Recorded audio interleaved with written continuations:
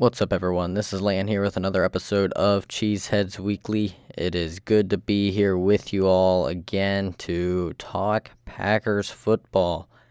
Today we're going to be mainly just reacting to the game. Packers did get a win in Minnesota against the Vikings, 33-10, dominant performance. We're going to break it all down. We're going to talk some Jordan Love. Probably going to be a shorter episode. Don't have a whole lot more to talk about other than, some Jordan Love and just this Packers performance. I might touch on the play at the end of the Lions-Cowboys game, 2-point conversion, and we'll get into that in a little bit. Before we start, you can check out the Q&As and the polls on Spotify. That is only on Spotify, but most of my listeners are on Spotify, and they are a lot of fun just to get some discussion in there. And, I really enjoy listening to those, and reading them, and it's makes for a little bit more discussion between other followers of the show. Speaking of follow, you can follow the show on about any platform, anywhere you get your podcasts. We are also on YouTube. Be sure to subscribe to the show on YouTube. The only main platform we're not on is Amazon Music, but be sure to subscribe on YouTube, and you can hit the bell icon on there or Spotify, maybe a few other places, to be notified when a new episode comes out. And we will continue to produce episodes and hopefully get them out every week. This episode is slightly later in the day. Normally I try to get it out Tuesday morning. I'm recording this Tuesday evening, so not as early as sometimes, but hopefully you can still enjoy the show here. And I got a few fun things to talk about here. Be sure to tell your friends about the show. There is a link in the description of every episode to send in a voice message. Every platform as well, except for maybe YouTube. I might start putting it on there. We'll see. But yeah, you can send in a voice message, question, disagreement, something you want me to address, whatever it is. Those can be a lot of fun for sure. And of course, you can follow the show on Instagram or X. Have a Facebook page too. I do not post a whole lot other than some shorts. I post the most on Instagram, and you can follow me there at Cheeseheadz_weekly. I think I'm on X at Cheeseheadz_weekly as well. And you should be able to just search on Facebook and you can find me. Okay. Also check out the website, greycove.net/cheeseheadz. We'll get into the show right away. And I think we're gonna start with talking some Jordan Love. Jordan Love is amazing. He was in complete control of the game from the start of the game to the end of the game. No turnover-worthy plays. And just the type of stuff. This guy has protected the football really well. He had that really bad stretch of games. Every game that he's played, that has been a good game. The first game and then these last few games where we've really seen the offense improved, he has not been turning the ball over at all. It has been great to see. He went 24 for 33, 256 yards, 8 touchdowns. Had a rushing touchdown as well, and he had his second best passer rating of the season of 125.3, his best since Thanksgiving against the Lions. Really great game here for Jordan Love and this Packers offense. Amazingly enough, the defense had a pretty good game too. I'm not going to get in too much into that. I will a little bit later maybe. But yeah, Jordan Love, love to see it, and he has been unstoppable lately. Looks like a veteran quarterback, great leader, just out there balling out. And, I mean, he was blitzed. Brian Flores, good DC. The Vikings defense, a good defense. And they play aggressive defensively, like to bring the pressure. He was under pressure some of the time, and he did miss 2 touchdowns because of that. One to Bo Melton, one to Malik Heath. So close on those. If he could have made those, his day would have been absolutely incredible. Because, I mean, he was under pressure on those throws. Both of them, I think. For sure the one to Malik Heath. I'm not sure if I saw the one to Bo Melton. The one to Malik Heath just barely overshot him, was under pressure. Moving to his left, I think, was kind of throwing across his body with a defender coming from the right side, coming right at him. And couldn't quite make the throw. But, I mean, you're seeing lots of great stuff from Love. Jaden Reed had a great game as well. And I guess we'll get into some of the defensive performance here overall, and then get into the players of the game. Defensively, it was good, I guess. Held the Vikings to 10 points. Jaron Hall didn't explode for a ton of points. He actually only went 5 for 10. He only played for one half. For some reason, they benched him for Nick Mullins in the second half. Only threw 10 times, only completed 5 of those passes. Was picked off. Packers sacked. Had 4 total sacks, 3 against Jaron Hall, and also forced a fumble against him. Strip sack by Preston Smith. For what I could tell, the defense was playing like they meant it. They were flying around, rallying to the ball. Joe Barry dialed up some blitzes. They were getting pressure on the quarterback. I think whenever you have a big situation like this, the defense comes ready and willing to play, and that's great. We haven't seen that in a lot of these last few games, and I think you get more of a player's coach. I mean, you look at Antonio Pierce, the interim head coach over there in Las Vegas. Players love him, and I mean, if you want to look at Las Vegas, look last year, Rich Bisaccia. If I'm not mistaken, they made the playoffs with Rich Bisaccia after firing John Gruden, I guess it was. And just the players loved him. And so that's why I really liked him being hired for Green Bay. But you got to have a player's coach, I think, at some point. That's why I think Al Harris could be a good hire for that reason.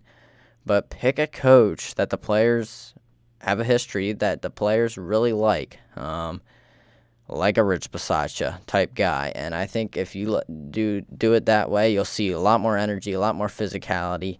I mean, the Packers are without Jair Alexander, and then right before the game, Eric Stokes was ruled out and then placed on IR. His season likely over with a hamstring injury again, 3rd time now. That is a little concerning. Hopefully he can take the whole offseason, get completely healthy, along with Christian Watson. They need to really deal with those hamstring issues with those two. Both, long, speedy guys and struggling with the hamstrings. So hopefully they can get that figured out. But, yeah, hamstring injuries are just really tricky things, and it's tough. Just really tough to heal up from those permanently, and they're just always there. And once you have one, you have another, and really easy to aggravate them. That's why Christian Watson's been out for a good many games now. I'm not sure that was his 3rd or 4th consecutive game missed now. Don't like to see it at all, and so hopefully he can be back to help them. If they get in the playoffs, maybe that's when he'll be back. We'll see. But I'll tell you what, there's a good possibility these Packers make the playoffs. They need one more defensive performance, then they make the playoffs, and then I don't care too much after that. Although, if they had a good defense, I think they could actually make a run. If they make the playoffs, they're going to Dallas, a team that Rodgers has a pretty good history against. He's beat Dallas a good many times in the playoffs. And that would just be so much fun. Unfortunately, they have CeeDee Lamb, who just got done torching the Lions. I'm not looking forward to that game on defense. Offensively, I mean, they got Michael Parsons. I mean, that's a great test. And Al Harris is one of their defensive backs coach there. I mean, Dan Quinn, their defensive coordinator, got that defense humming. They lost Trevon Diggs at the beginning of the season, and they've not missed a beat. And other guys step up, and they have been on fire on defense. They bring the pressure every single play, especially when you have a guy like Michael Parsons. Would be a great test for Love in the offense, and also a great test for the defense that I think they would flunk for sure. But definitely getting ahead of ourselves there. We got to play a Bears team that has been playing really well as of late. They have a good receiver of their own, DJ Moore, and he has a great connection with Justin Fields.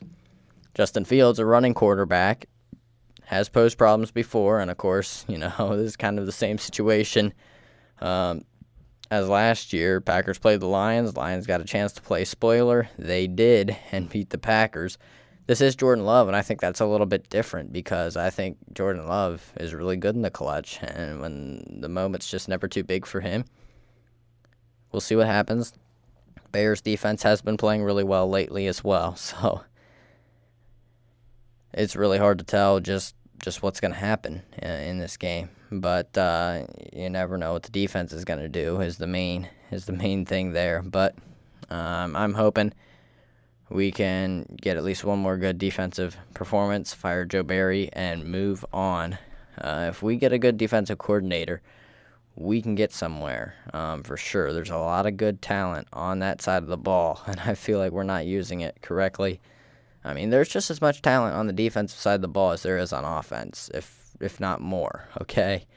So we definitely need lots of first-round picks, lots of money spent on that side of the ball.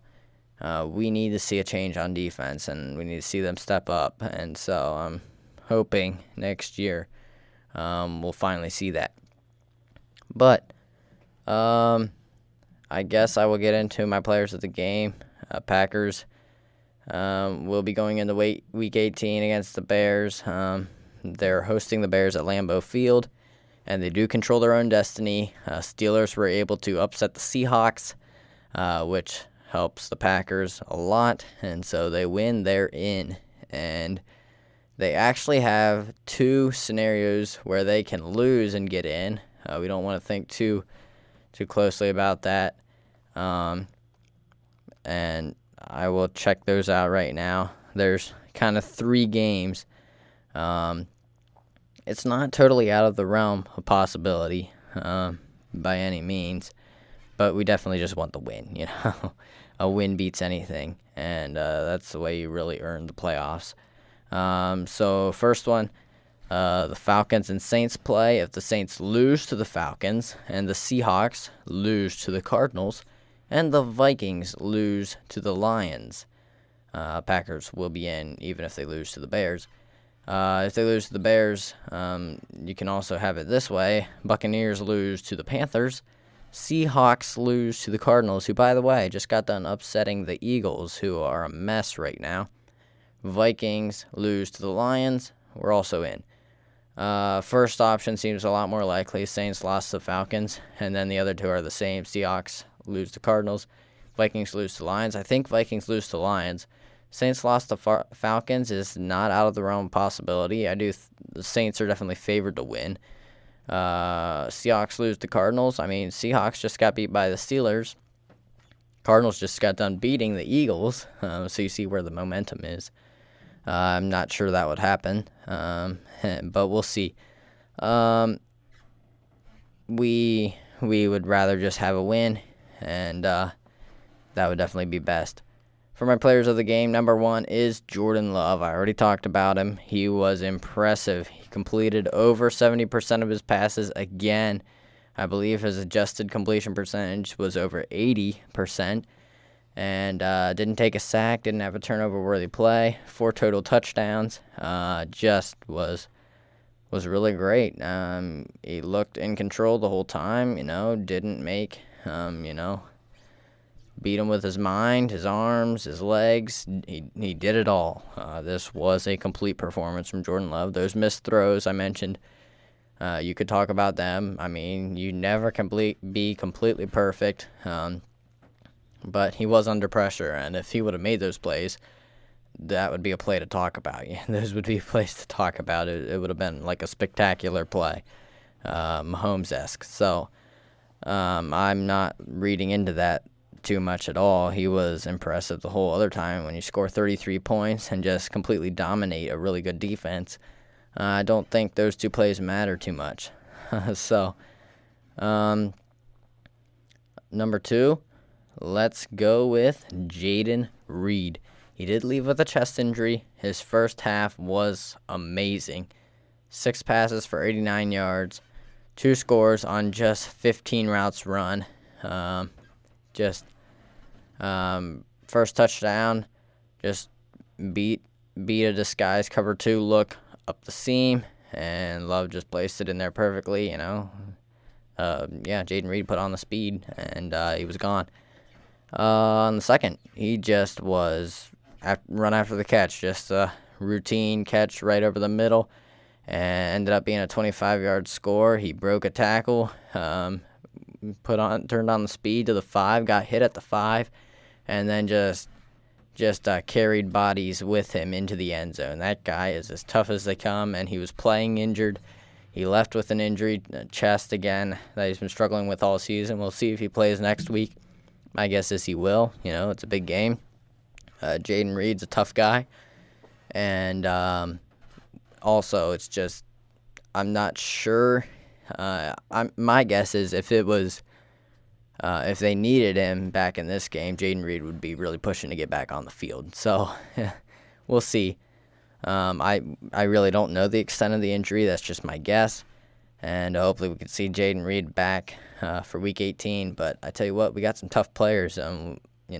Luke Musgrave played a whole game through a lacerated kidney. And it's possible we'll have him back for Week 18 too. I'm sure he wants to. So we'll see what happens. Number 3, this wide receiver became the Packers' first 100-yard receiver this season. Bet you couldn't guess who it is. It's practice squad call-up Bo Melton. He was on the practice squad most of the year. Last 2 games, he's been elevated. Played well last game. I mentioned him as an under-the-radar player of the game. This game, he broke out. Hold on, I will just read the box score stats here for him. He had 6 receptions on 9 targets for 105 yards and a touchdown. Could have had another touchdown, like we mentioned. First career touchdown, 100-yard game. Just really a great performance by Bo Melton. He was consistently open. Vikings just dropped him in coverage a few times, and he made the most of it for sure, and beat a blitz. 25 had on the 28-yard catch, just crossed the field wide open. Jordan Love was able to backpedal by enough time and hit him as he was getting hit.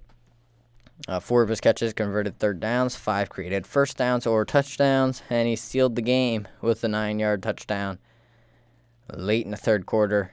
And then he had a 37-yarder on the final series. That pass was caught from Sean Clifford, who was able to play just a little bit there to close out the game because the Packers blew them out. And you love to see that. Got to see a little Sean Clifford action. The only problem with him, he did drop a pass on a sliding attempt on 4th down. The ball wasn't perfect, but definitely catchable, and he'll learn from that and be great. They did sign him to the active roster after putting Eric Stokes on IR, or maybe that wasn't quite the move. Maybe that wasn't the corresponding move with the IR. I'm not sure. They did add him to the active roster. I will see if I can find that Oh, they put wide receiver Samori Toure. That's a little bit of news I could mention on IR, and put Bo Mountain to the 53-man roster after that move. So I'm not sure what happened to Toure, an injury we don't really know about, and potentially not really that serious, but, clearing a roster spot. Toure has not had quite the impact that we maybe thought he would have after training camp and preseason, and Bo Mountain has been coming on very fast, and he's been on fire lately, so it should be fun. Lots of exciting players again. I will mention real quick, Romeo Doubs, not as a player of the game. We'll get to the defense here in a second. Romeo Doubs, he was just missed diving. It would have been a sensational catch, and Romeo Doubs is known for those at this point. On a deep throw, Love put it about where it had to be. Maybe he could have not quite put it quite that far out there, but the coverage was pretty tight, and so he put it out there where Doubs could get it. Doubs not quite able to make the catch. Would have been a very tough catch and spectacular if he made it. Doubs, I've been a little bit underwhelmed by him. Maybe it's because the defense is keying in a little bit more on him, but he's been really great making tough physical catches, but I feel like he hasn't been separating as easily as, like a Dontavian Wicks or Jaden Reed. Now, it could be, again, the defense covering him more, but I'd love to see him kind of break out and have a really big game, because he's been a little bit underwhelming for me. I expected a little bit more from him, in his second year. He seems like kind of the leader, the veteran of the room there, wide receiver room, and that's great. I'd like to see him, have a really actual, true breakout performance here, and I just haven't quite seen that yet. Would have liked to see him with a 100-yard game at some point this year, and I think he was like 2 for 16 in this one, which he's not been really doing anything wrong. No, he was 3 for 28, he's had key receptions. He's been great in the red zone, kind of a go-to target for Love in the red zone, but their connection over training camp preseason made me think that it was going to be pretty big during the regular season. Haven't quite seen that. Would love to see that. In other news, Jaden Reed did break the franchise record for most receptions in a single season by a rookie wide receiver. He beat Sterling Sharp, and now he is one of 3. I do not even remember the one player's name, so I won't even mention that. He's one of 3 Packers rookie wide receivers to have over 10, one of 2 Packers rookie players, I believe it was, because I just remembered the other name. Eddie Lacy and Billy Houghton were the other 2. Billy Houghton from like the Bart Starr era, like a long time ago, and to have over 10 touchdowns, 10 or more touchdowns in a season, I believe as a rookie. I think that's what that is. I think it would have to be, because otherwise we'd have a lot more names in that list. Jaden Reed, he's the real deal, and really excited for him moving forward as well. We will get to the defense now. I did click away from the page I was looking at with some options. On defense, number 1 is, you know what? I'm going to give you an honorary mention again on offense. Running back Aaron Jones, I didn't even talk about him yet. Again, had his second consecutive 100-yard game. This is what this guy can do when he's healthy. Again, 6.0 average per carry, 20 carries, 120 yards, produced big explosive runs consistently. Another big-time performance from Aaron Jones. This guy is the real deal, and I'd say if he's around next year, he wants to come back, I'd say you bring him back. I'd say you bring Aaron Jones back. I realize he's been injured lately. He's getting older. When he's healthy, he has not lost a step, and he's just a great leader, great off the field. I think you take the risk, and even if he's injured all next year or something, it doesn't bother me because he's such a great guy, and really excited to see what he can do here against the Bears. Number one on defense is outside linebacker Preston Smith. He made 2 impact plays. He had a pressure of Jaron Hall on the Vikings' first third down, forced a bad throw and a punt. Later, he strip-sacked Hall and set up the Packers' touchdown before the half. Both times, he beat Christian Darrisaw, who is a really good left tackle there for the Vikings. Great performance by Preston Smith, and he was on the list in the last game, too. He has just been quietly doing his thing and making big plays here for this defense. Hopefully he can keep it up against the Bears. And Packers definitely need to contain Justin Fields, keep him from running wild like DeVito did. Number 2, I'm going to put Corey Ballantyne on this list.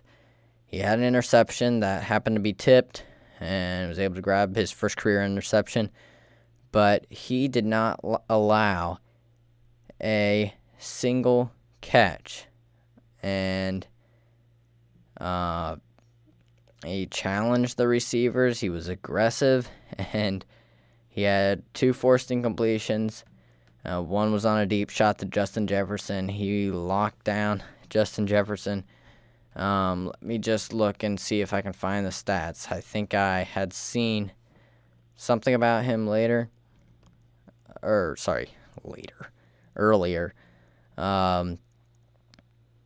Okay, he actually did allow 3 receptions for 33 yards, and he was targeted 9 times. So he was targeted heavily. They tried to pick on him. He only allowed 3 receptions for 33 yards. My mistake there. But 3 of the 9 targets were with him covering Justin Jefferson. Didn't allow a reception on those.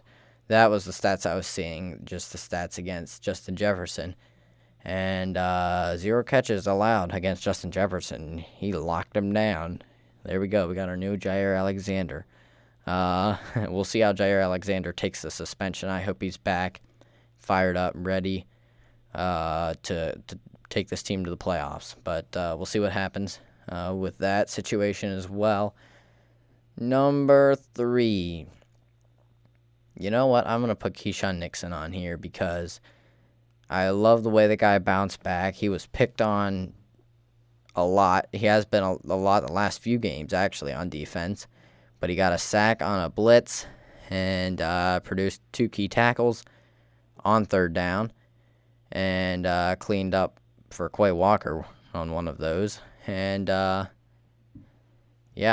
almost intercepted a pass on 4th down as well.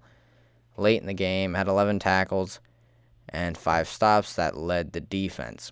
So Keyshawn Nixon was flying around making plays, and that's what I'm talking about, that attitude, that energy, just bringing that every game, and that's what we need to see from the defense. So there you go, Keyshawn Nixon setting the tone there. Keep it up, Keyshawn Nixon. That will pretty much end my Packers talk. I'll talk real quick. End of the game. It's crunch time. Lions led a touchdown to the Cowboys. Pretty good performance overall. They go down the field. They get their own touchdown. They're 1 point behind. It's 2019. The Lions, Dan Campbell, he planned this all game long in case they got in this situation. They're going to go for 2 and just win this thing.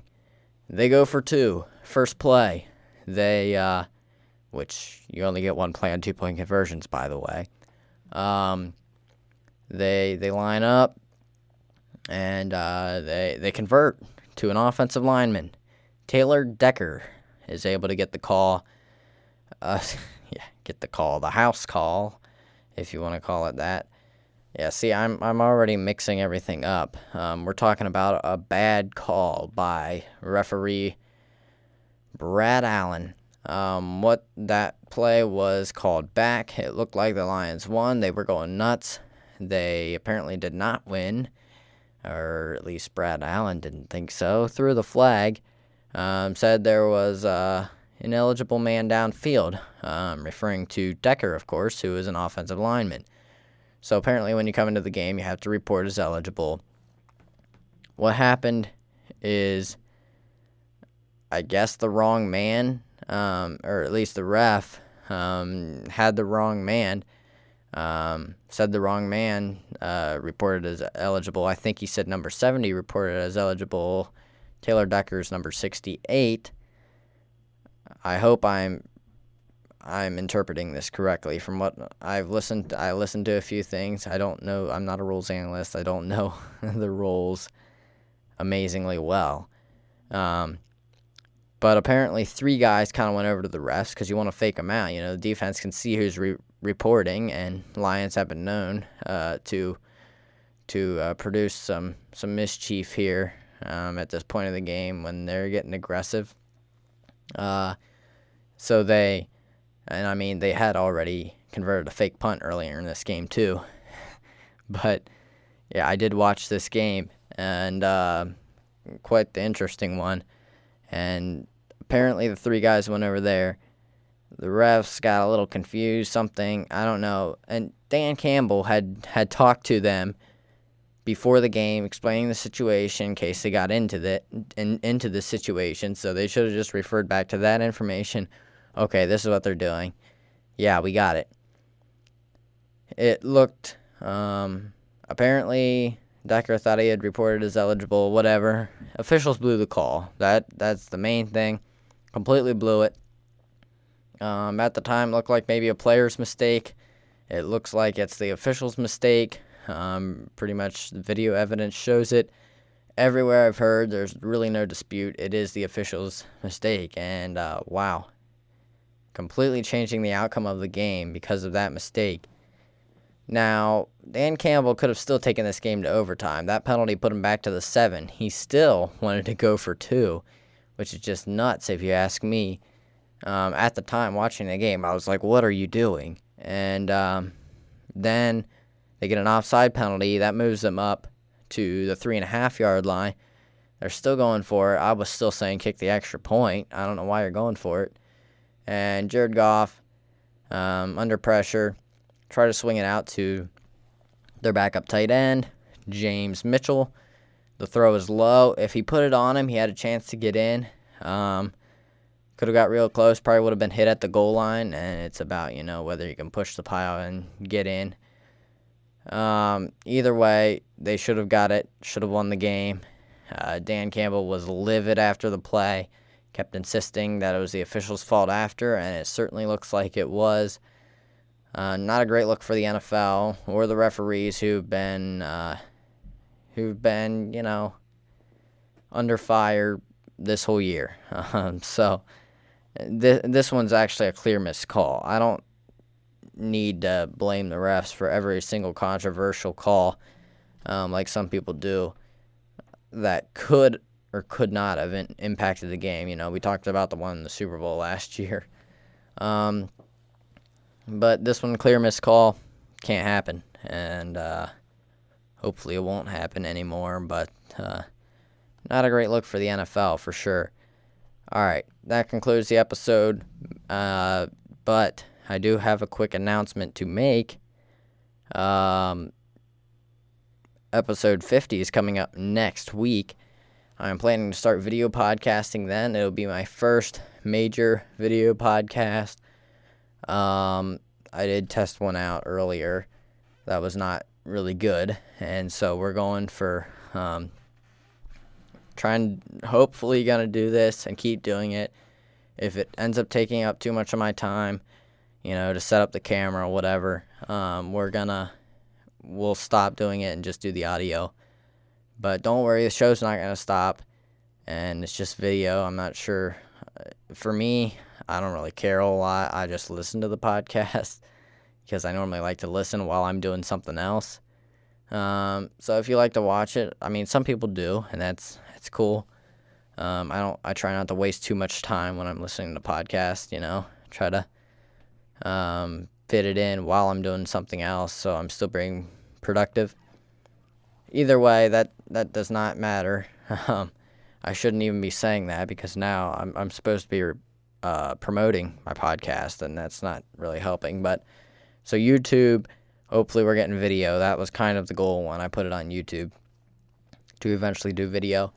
We'll see how it works. Hopefully I can keep doing it every week, video. Maybe there'll be an audio one mixed in if I'm pressed for time and I just want to get one done. We'll see how it works out.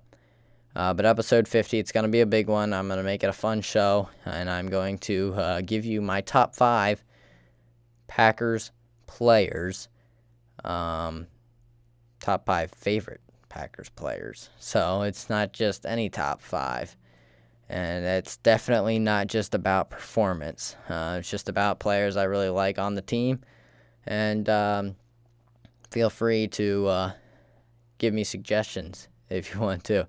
And I'll definitely probably put a Q&A or a poll or something asking you who your favorite Packers players are.